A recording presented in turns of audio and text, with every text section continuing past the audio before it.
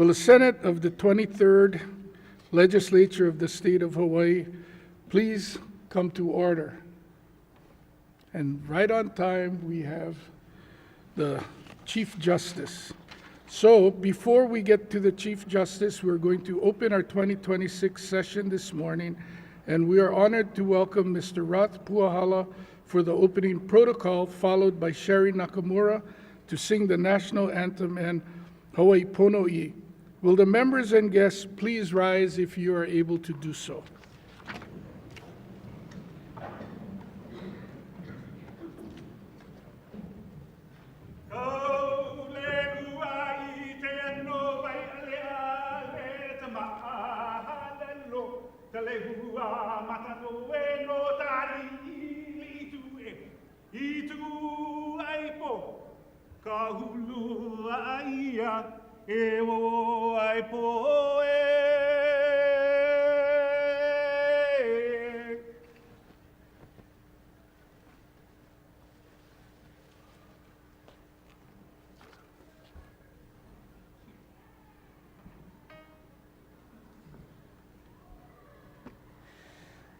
Oh, say, can you see by the dawn's early light what so proudly we hail at the twilight's last gleaming, whose broad stripes and bright stars through the perilous fight o'er the ramparts we watched were so gallantly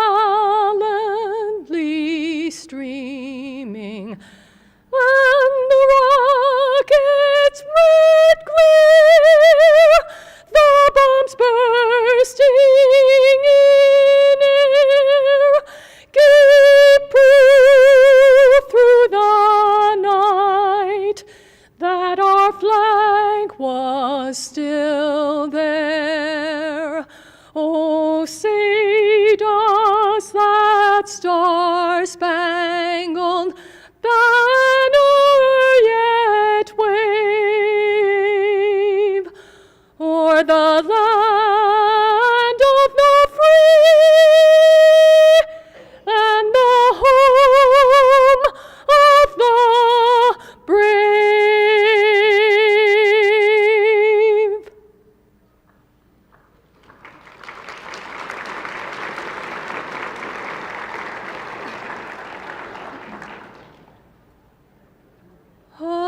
Hawai'i Pono'i Nana'i Komo'i Kalani Ali'i Ke Ali'i Makualani e Kamehameha e Nakawai Pale Meka Ihe Makualani e Kamehameha e Nakawai Pale Meka Ihe.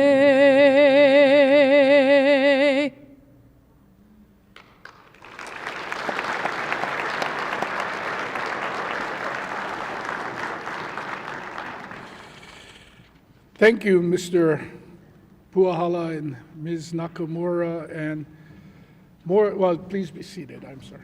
And more than you needed to know, but our original invitee called Mr. Puahala at 11 p.m. last night to say that due to being under the weather, she couldn't perform, and at 5:50 a.m., Ms. Nakamura responded that she would be able to do it. So we appreciate on such short notice her being here and doing such an outstanding job. At this time, I'd like to call on Acting Chief Justice Sabrina McKenna of the Hawaii Supreme Court to administer the office to Senator Rochelle Lamasao, who was appointed by the governor to represent Senate District 19 on December 3rd, 2025. Senator Lamasao, will you please join us at the rostrum?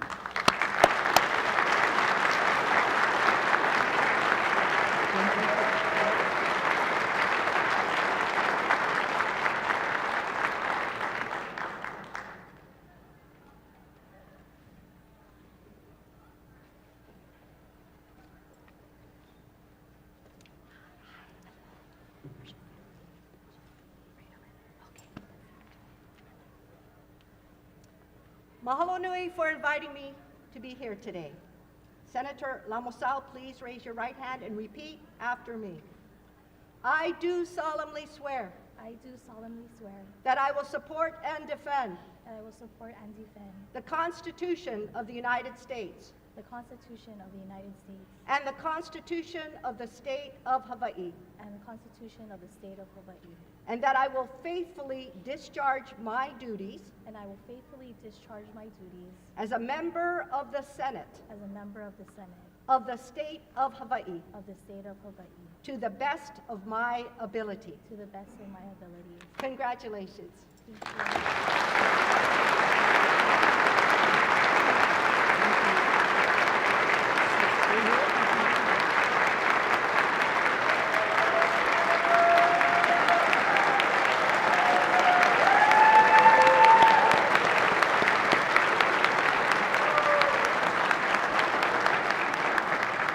Before Senator Lamasao goes back to her seat, we would like to take a moment to make a special presentation to our newest member.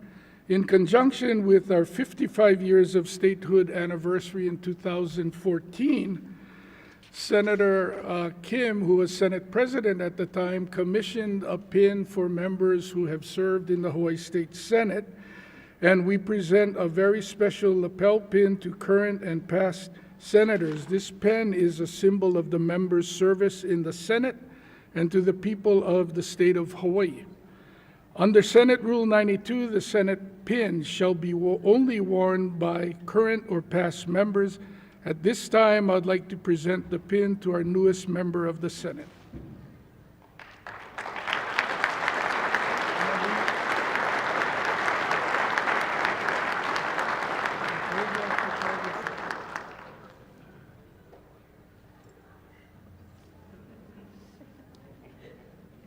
We need to capture the moment.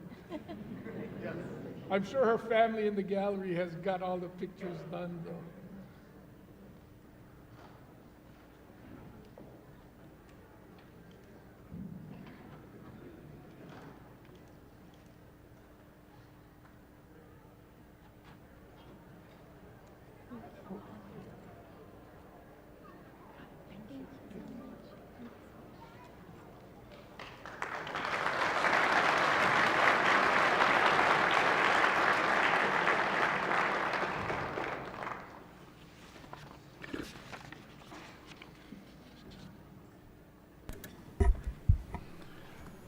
Madam Clerk, please call the roll. Senator Awa, Here. Senator Chang, Senator DeCoit, Here. Senator DeCourt, Here. Senator Dela Cruz, Senator Elefante, Here. Senator Favela, Senator Fukunaga, Senator Gabbard, Here. Senator Hashimoto, Here. Senator Ihara, Present.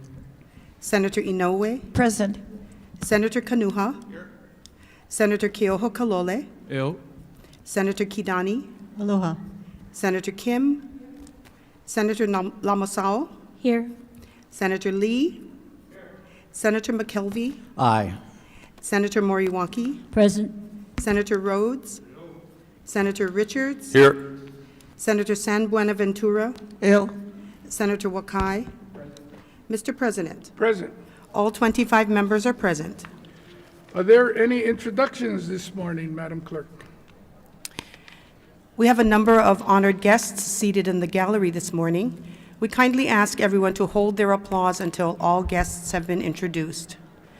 Governor Josh Green and First Lady Jamie Green, Lieutenant Governor Sylvia Luke and Second Gentleman Michael Luke, Acting Chief Justice Sabrina McKenna, United States Senator Brian Schatz, United States Senator Mazie Hirono, Mr. Kekoa Kaluhiva, Deputy Chief of Staff for United States Representative Ed Case, United States Representative Jill Tokuda, Office of Hawaiian Affairs Chair Kaiali'i Kahele, Office of Hawaiian Affairs Vice Chair Keoni Souza, and Trustees Kalei Akaka, Keli'i Akina, Luana Alapa, Brickwood Galuteria, Carmen Hulu Lindsay, and John Waihee IV. We also have Mayor of the County of Kauai, Derek Kawakami, Mayor of the City and County of Honolulu, Rick Blangiardi, Mayor of the County of Maui, Richard Bisson, and Mayor of the County of Hawaii, Dr. Kimo Alameda. Please join us in welcoming all of our honored guests.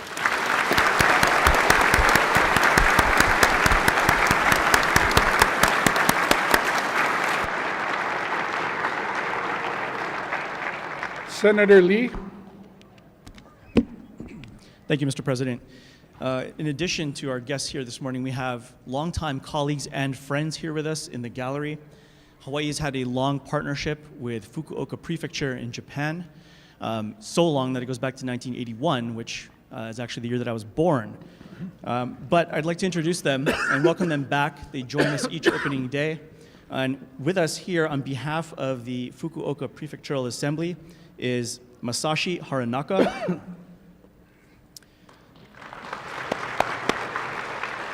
Tokuhiro Kabashima, Susumu Tsubota,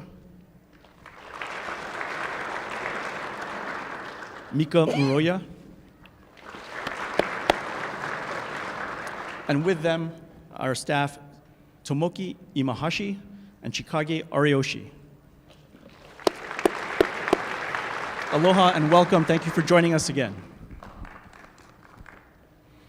Senator Lamasau. Thank you, Senate President. It's an honor to introduce my family and friends here today joining us. Family and friends, if you could please stand.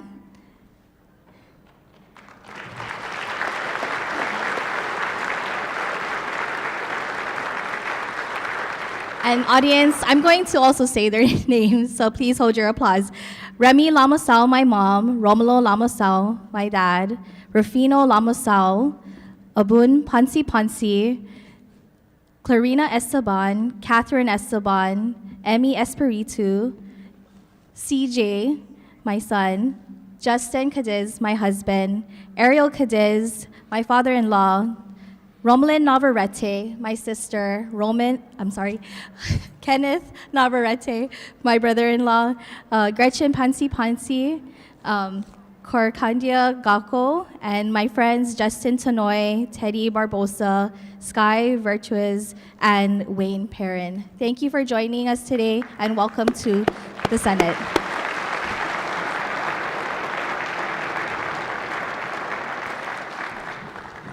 Senator Gabbard. Aloha mai kako. It takes a kaiaulu, a community, to bring a vision to life. This school year, Ke Kula Kaiapuni Ki'eki'e o Kapolei opened its doors at Kapolei High School, marking the establishment of the first high school Hawaiian immersion program on the leeward side of Oahu. I'm honored to introduce the haumana of this first class. Please stand when your name is called, and please hold your applause. First is A'ali'i Glover. Next is Kahuli'au Machado. Next is Kanui Keli'i. Next is Makakoa Torres and Mala Manui Tehiva. These young kane are supported by a committed and united school community comprised of Kapolei High School leadership, Po'okumu Wesley Shinkawa, Hope Po'okumu Moani Nahulu Mahailona, dedicated Kumu parents and community members whose collective mission is to create a world-class, academically rigorous K-12 Hawaiian immersion school. E ola ka'olelo Hawaii. Please give them a big hand. Mahalo.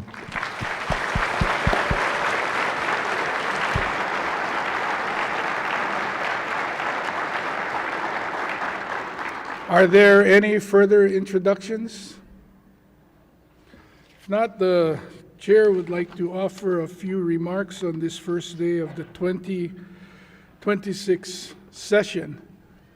I left the office last night and said this will be short because everything that was a priority last year is this year, and we're still dealing with the uncertainty of Washington, D.C. and the increase in health insurance premiums and how that may have a devastating effect on our community. And I got up this morning and a friend of mine, former Major League Baseball player and manager Clint Hurdle, sends out inspirational leadership email to people he's met over the course of his career, Monday through Saturday. And on Wednesdays, he sends out a message related to legendary UCLA basketball coach John Wooden, who is famous for writing the book The Pyramids of Success, which describes how not only he built his dynasty at UCLA basketball, but the principles by which he lived his life and leadership. And this morning he talked about Jack Clark, who has been the University of California's varsity rugby head coach since 1984. His teams have won 28 national championships, compiling an overall record of 758 and 96 with 5 ties. His program has had domestic win streaks of 115 games, 98 games, 70, 63, and produced 135 All-Americans. In an interview with Jan Stenker for Unconditionally Strong, he discussed his definition and system of leadership, which includes everybody. We say that the definition of leadership is the ability to make those around you better and more productive. It's a skill to us. Leadership isn't a rank. It's not only for the coach. It's not only for the captain. It's not only for seniors. It's a skill. We open up the leadership model. It's not just the conventional model of a minority of team members leading the majority of the members. I just don't happen to think that's all that powerful. If I'm the leader, that means everyone else is a follower, and I'm not happy with that. I think where people get that mixed up is they confuse rank and how you make decisions with who's the boss with the leadership model. On this team, the leadership model is open for everybody. Over time, you look at leadership as a skill, not as a rank. When we really get it right, we have a lot of people on this team contributing to the leadership of the team. That gets pretty powerful. That's magical. Almost to see a bunch of people trying to make each other better and more productive. I think in a culture that values leadership as a skill, a person can ask himself at any point in time, am I demonstrating leadership characteristics now, or am I lost in my own little world? As Coach Wooden liked to say, it's amazing how much we can accomplish if no one is concerned who gets the credit. Authority, chain of command, and rank are needed on any team, but they don't define the limits of who can contribute to leadership and helping others be better and more productive.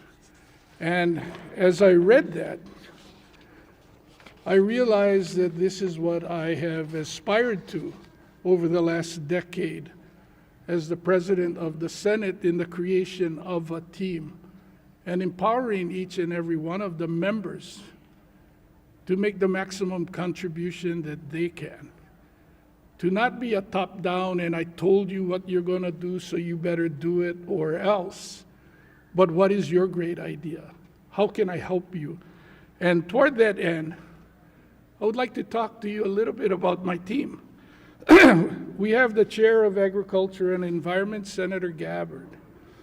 And we've talked a lot in the aftermath of Lahaina about what do we do to mitigate against wildfires. Well, the best prevention is to have active crops in the ground.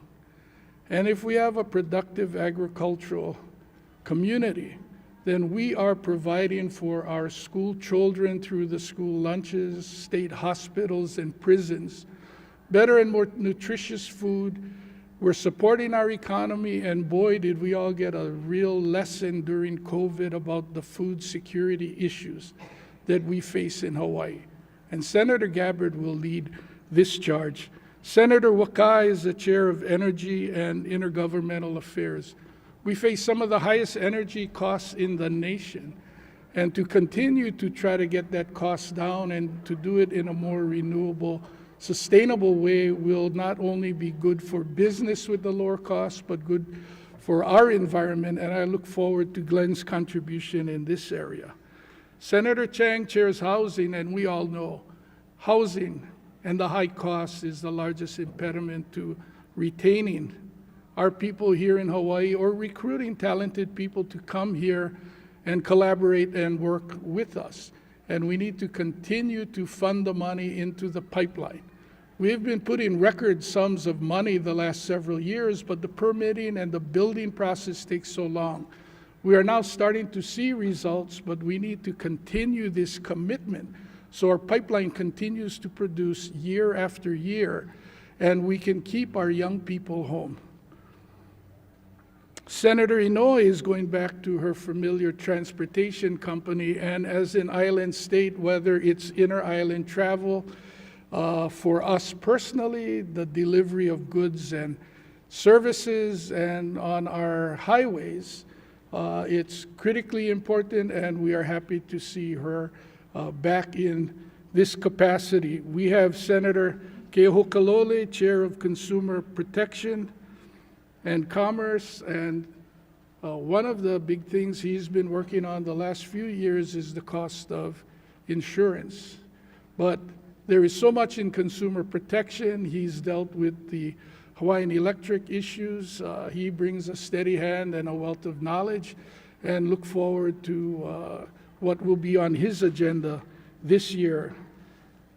Unfortunately, this year we're going to say goodbye to Senator Rhodes, our long-serving judiciary chair, and Carl has been unwavering in standing up for what is right and standing up for the small person, and he has received death threats and put his own personal safety at risk for doing what he's always believed to be right. I appreciate having worked with you, Senator Rhodes. You will be missed when you retire after this session.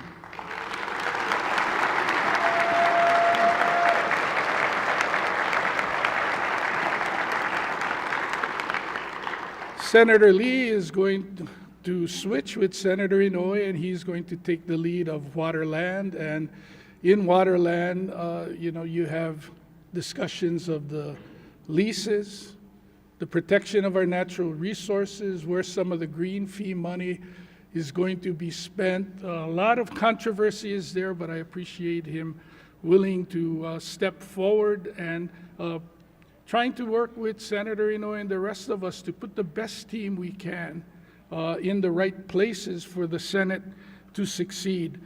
We have Senator DeCoit, the Chair of Economic Development and Tourism. She's worked tirelessly in this area, and what is amazing to me is that she resides on Molokai. She does not have a hotel in her district, and yet much of her work is working with the hotel industry, and she has done a lot to learn about that industry.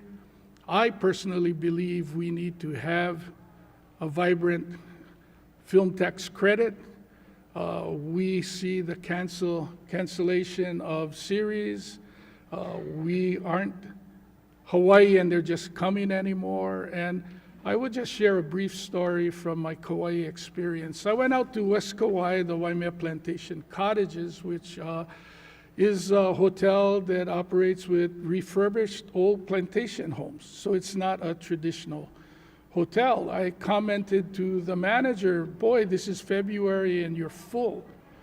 Well, she told me that it's incredibly cold in Canada at the time, and this is like maybe 8 years ago. In February, they watched the Hawaii Five-0 on television, saw the sun of Hawaii, good airline rates because February is, happened to be slow, and that the cottages were greatly discounting the rooms, hoping to get guests to come, and they were filled up. And that isn't measured in some of the economic statistics when we look at the film credit, but that's the result of, getting our message out to the world. So I look forward to the work that Senator DeCoite will be doing. Senator Richards, the chair of Hawaiian Affairs, that committee is always exciting, and we thank you for your service. Some of the things that have been happening in the Department of Hawaiian Homelands and activity, there are some who have been critical of Director Watson and the $600 million. I am appreciative that there is action that we can debate about and not being critical of inaction. And so I appreciate the efforts that you put forward, Senator Richards. Senator Elefante kind of holds a special place for me. We're going to ease him in last year, and he was going to chair public safety, and then the tragedy of New Year's happened. And all of a sudden, he was thrust in the spotlight for his work at the time on public safety, and he did a great job in getting fireworks legislation, among other things, passed. We had a much better New Year's this year. But he's now going to take over the Labor Committee from Senator Aquino, who has retired, and we look forward to his contributions in that area. We have Senator Kim, who is not only chairing higher education, but we decided, to do K through 12 with higher education, which used to be done in the past. And it's clear, whether it's through pre-K or K through 12 and our not just four-year university system, but the community college system, if we want to create better opportunities for our children here in Hawaii, education creates the ladder of opportunity. And the Senate has been focused on creating pathways that lead to jobs. We don't want an academy diploma that or certificate that you put on your wall and then you can't find the process. And we want you to have vocational opportunities if that's what it takes, because of where your interests and skill lie, because we need a host of federal level, whether it's SNAP or premiums on the Affordable Care Act, delivery of health services, with the job ahead of her, I know we have a good leader on behalf of the Senate who will help make sure the most vulnerable in our community are protected. And we have Senator Fukunaga, who is going to now take over for the Public Safety and the Military Affairs Committee. I guess I should have said with Senator Kim, Senator Fukunaga, and I'll get around to Senator Ihara. They are our longest serving members in not only the legislature, but also in some instances, Honolulu City Council. So she will bring a wealth of knowledge and experience to the new assignment that she has agreed to undertake. And we look forward to seeing her continue the work that was started by Senator Elefante, especially in the fireworks area, to ensure our community stays safe. And then I saved, I'm going to talk about Senator Moriwaki, the Vice Chair of Ways and Means, also is responsible for capital improvements. And so we are looking at how do we deal with a slowing tourism market. Well, one of the areas is construction, and there is so much needed in the way of improving schools, getting pre-K classrooms, supporting other infrastructure that has been aging. And so the work that she will do in her role as Ways and Means Vice Chair will be vital to keeping our economy vibrant and strong, and I look forward to the job that Senator Moriwaki is going to do. Of all the committee chairs, I was going to say, of course, I saved the best and most powerful for last. Senate Ways and Means Chair Donovan De La Cruz. You know, it was reported that maybe I shouldn't say he's the most powerful guy in the Senate, but everywhere I talk, I say he's the most powerful guy in the Senate. He controls all of the money. But most people don't remember when you first got here and thought you were chairing ag and wound up in waterland. The mission was to acquire land, acquire dole land, acquire land so that we could save it for future generations, so that we could pursue an agricultural future. We could work on our food security issues. Some of the land eventually could be used for housing or to provide other facilities that we need to deliver the services. Senator De La Cruz was one of the first when we were here in 2011 to talk about transit-oriented development and how we should be maximizing the opportunity that the rail was going to provide.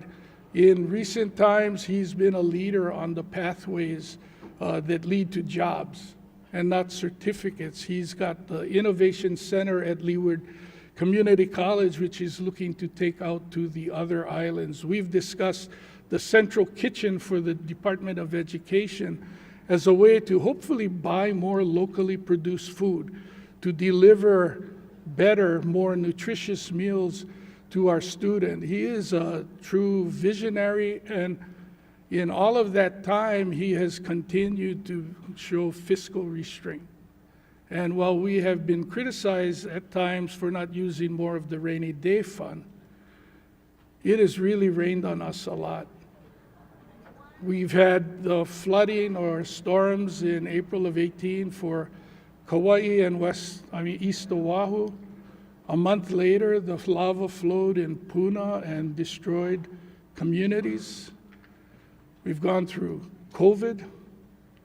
We've gone through the events in Washington, D.C. that have had tremendous impact on our budget, and yet we remain on what is solid fiscal ground, and we are able to continue to keep our eye forward to, again, protect the most vulnerable in our community. Vice President Kidani, who also handles the communications of the Senate, has been a partner and a mentor to me since I got here in September of 2010. The whole time I've been the president, she's been the vice president. Her collaboration and support would not allow me to do what I've done, so I truly appreciate working with you, Senator Kidani. And then we have Senator Ihara, who's the longest serving member in the Senate. He is our policy leader, and he reminds us of what happened even before I was here. Make sure we stay on the straight and narrow, and his steady voice is appreciated in our leadership. And then we have the children. We have Senator Kanuha. He's actually old. He's 41 now. And Senator Hashimoto is 38. Senator Kanuha is the majority and caucus leader. He and Senator Hashimoto, along with Senator Ihara, handle the referrals. For the Senate, they bring energy to our leadership team, and greatly appreciate their contributions. And last, the person who has nothing is new Senator Lomasao. She has committee assignments, but in the Senate, when you come here brand new, you start at the very bottom. But it has normally happened after the one session, you rise up quickly. She is an incredibly talented, bright young lady. I have enjoyed working with her in her various capacities before she's come to the Senate, and I look forward to seeing how incredible she's going to be in the years to come. I would briefly say that I have enjoyed working with the minority, and while it is not our job to see eye to eye, it is our job to make sure we come to work to do the best job we can for the people of Hawaii. I forgot someone? And Angus, your name is right here, Chief of Governmental Operations.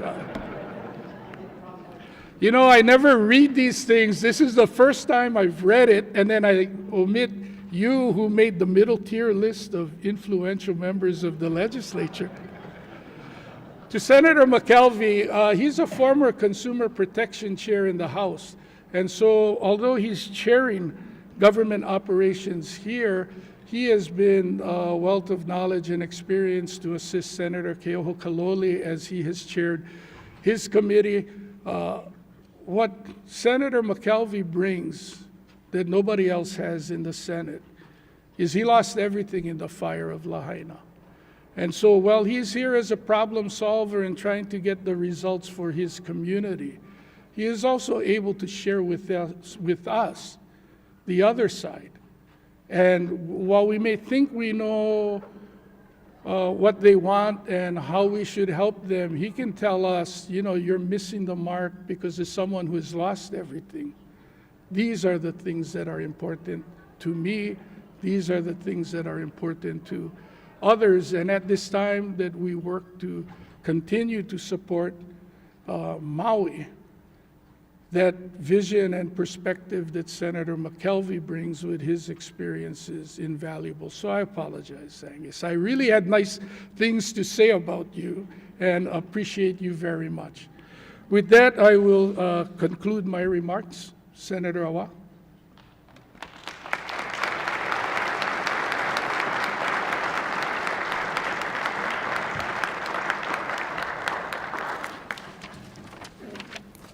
Mahalo, Pelikikana.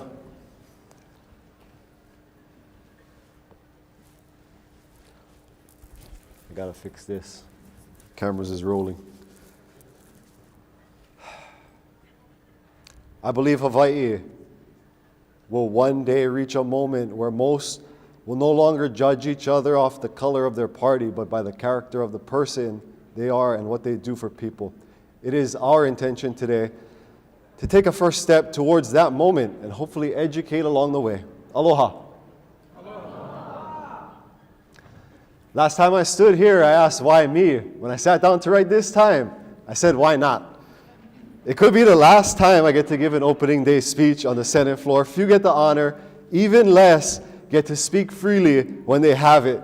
These days, speaking truth automatically comes with being attacked. It can cost a person their job, their reputation, or in politics, speaking of the latter, where they stand on it. I started writing and then realized, well, if I say this, you know, this lawmaker might get offended. If I say it in a certain way, the state ethics might throw me another fine. And if I say too much, lawyers might try to hit me with another lawsuit because of the information I'm about to give to you today. Listen, after getting into the Senate, I took $35K, but it wasn't in a brown paper bag. Imagine if I stopped the story right there. I can see some people texting already, I knew it, he did it. Can you believe he took it? I thought I saw one of the guards doing the Hawaiian haka looking for the cuffs. Thoughts jump into conclusions. These days, that's automatic. That brings us to lesson 1. Be quick to listen and slow to speak. Or for those of you who grew up with the kupuna giving you the line when they're pulling your ear, hey boy, why God gave you 2 ears and 1 mouth? To listen 2 times more than you talk. The $35K I took came from 3 checks. They're hanging on my office door from a settlement with my former employer. And now we're at the part where I told you earlier could cost me. Could cost thousands, but I'd like to think the value of what I'm about to tell you guys, and you hearing it for your own knowledge, is worth the money. At the peak of my career as a news anchor, my teleprompter would often be filled with wrong information. The jammed up part was, instead of addressing the problem, I was looked in the eyes and told a line I'll never forget. They said, Brenton, if you see misinformation in your teleprompter, read it with extra confidence because 95% of people here will believe it. What's worse is I went to the GM at the time, confirmed I had to read it, because that's what corporate pays for. I ended up getting fired, like everybody knows, a few weeks later for refusing. The point is, when it comes to the information that we hear in the media, to play off a quote from Anchorman, 60% of the time, it's accurate every time. In other words, don't listen all the time. Just to add, I later learned something few journalists are even aware of. Daryl? Get the notes out. We're back here again. In the eyes of the courts here, journalists give up their First Amendment rights when they sign their contracts because the station also have rights over what their employers can or cannot say. There's also a kicker. The same law firm that represented the station that cut my settlement checks are the same lawyers who trained every single lawmaker here on ethics. As you soak that in, a side note for the critics, sure to ask where that $35K went. I paid off most of my debt at the time. Now, right now, if you're easily offended, might be the time to hit mute, unfollow, or go watch the House's speech.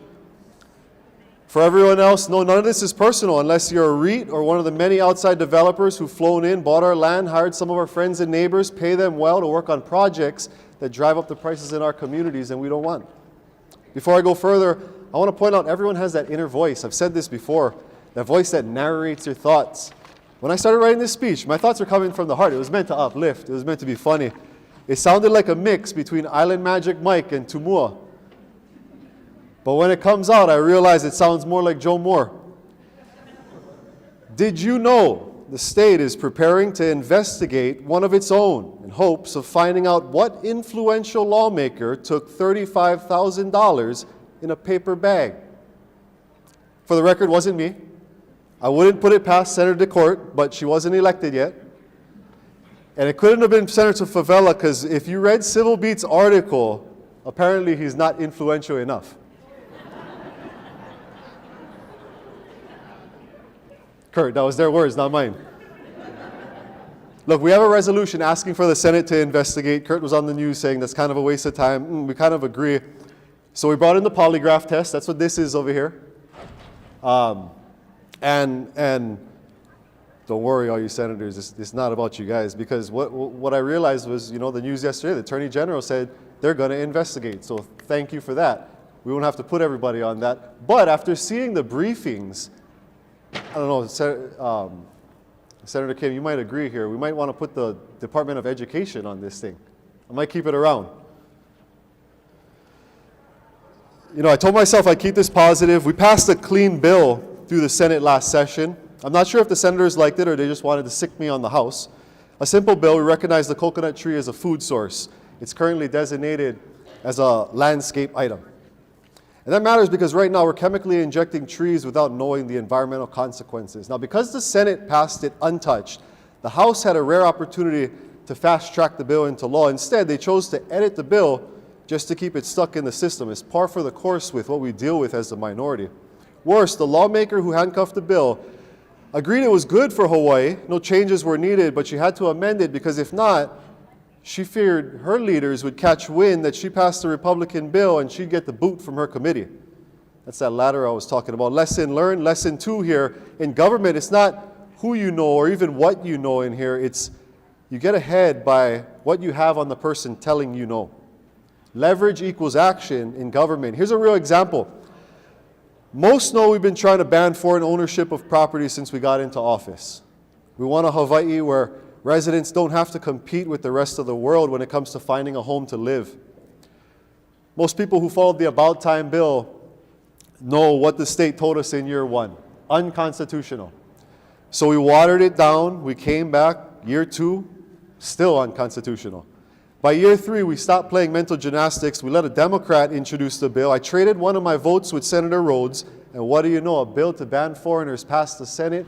Nobody was talking about its constitutionality.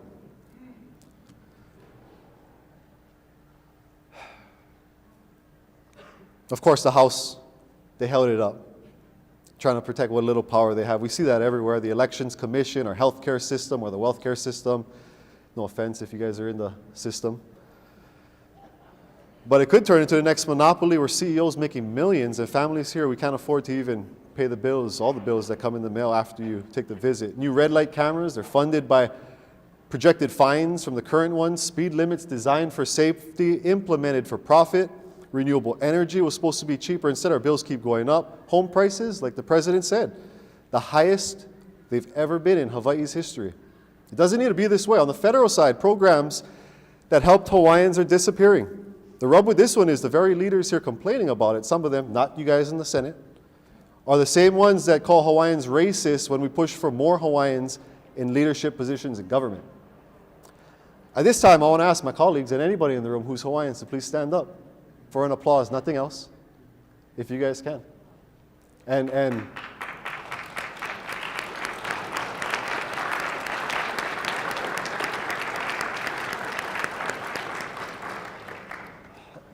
you guys can sit down, thank you. You know, I didn't know what was going to happen. I kind of tried to see, gauge what the other side was going to do, but 3 years in, I haven't even got to these guys to applaud when we speak. You know how they, up in Congress, what you guys see? So by seeing you guys stand up, as leaders, that means a lot, because now, if we can have these moments where we can stand together against or above party lines, then, maybe we can get somewhere.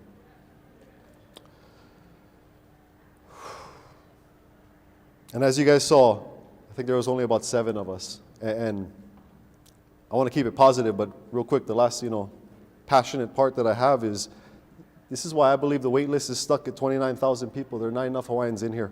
No offense to everybody else who is not. This is why Hawaiian homes can cost up to $750,000 just to lease. This is why every 10 years, 5% of Hawaiians leave Hawaii. If that continues, the math says, in less than 100 years, there'll be none of us left. And for the homesteaders thinking you're safe, still no one fixed the blood quantum issue for passing it down. Again, the goal here isn't to complain, but educate. We've been divided by the American political system. We'll be conquered if we can't put our differences aside for simple dialogue. It shouldn't matter if you're red, white, blue, mahu. Recognize we are few, and unless your name is Max Holloway, choosing to fight each other will only keep you standing for so long. The last lesson is the power of aloha. When the 30-meter telescope project tried to break ground on Mauna Kea, not many people thought it could be stopped, but people united, all kinds of people, and what we saw was kupuna leaning on aloha. Even when the state sent their own relatives to arrest them. Today, there's still no TMT. We can accomplish impossible feats just by showing aloha. In other words, the next time you're feeling like choing blows, cho aloha. Use that moment. Be in that moment. And lastly, for the house, we want to share some moments with you. But for good leverage, what goes around comes around. And if I'm in a different building next year and you need federal funding, I'm just saying I'm looking forward to this legislative session. On behalf of the Senate minority, I'm Brenton Owa. Mahalo, good luck, and God bless.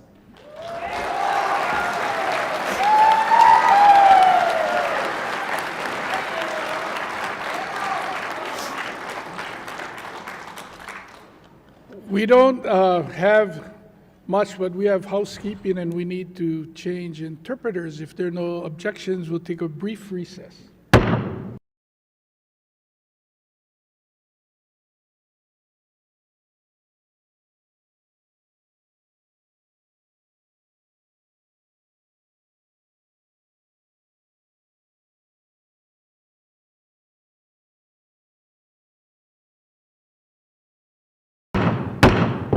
Will the Senate please come back into order? Thank you, Senator Owa. Madam Clerk.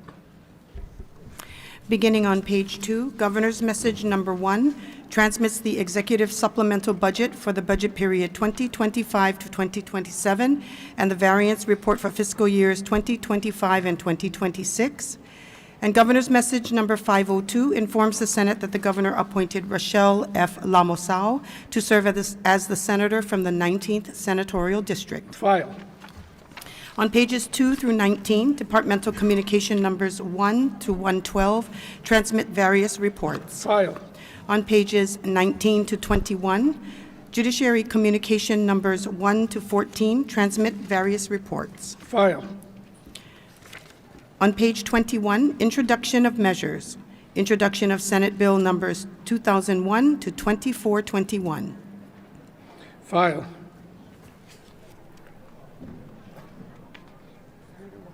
Oh, Senator Wakai.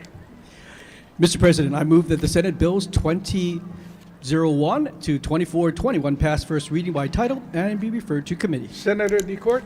Mr. President, I second the motion. It's been moved and seconded. Is there any discussion? Any objections? If not, the motion is carried.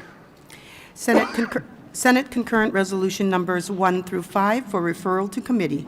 Senator Wakai. Mr. President, I move for the adoption of Senate Resolution number 1. Senator DeCourt. Mr. President, I second the motion. It's been moved and seconded. Is there any discussion? Any objections? If not, the motion is carried. Referrals and re-referrals. Referrals and re-referrals are made in accordance with the supplemental orders of the day that may be filed later today. On page 22, miscellaneous communication number 1 transmits a petition from Alexander Silvert dated January 5, 2026, to convene an investigative committee examining an alleged 2022 incident involving a legislator. File. No further business, Mr. President. Are there any announcements today? Senator Rhodes. Thank you, Mr. President. I just wanted to wish the chair of the Ag and the Environment Committee a belated birthday. He's always very kind and remembers all of ours, so January 15, happy birthday. Any further announcements? If not, the chair has one. The list of Senate leadership and standing committee assignments was distributed to the members on January 20th, 2026, and a copy has been placed on each of your desks. The clerk is directed to place the same in the journal. Are there further announcements this morning? If not, Senator Wakai.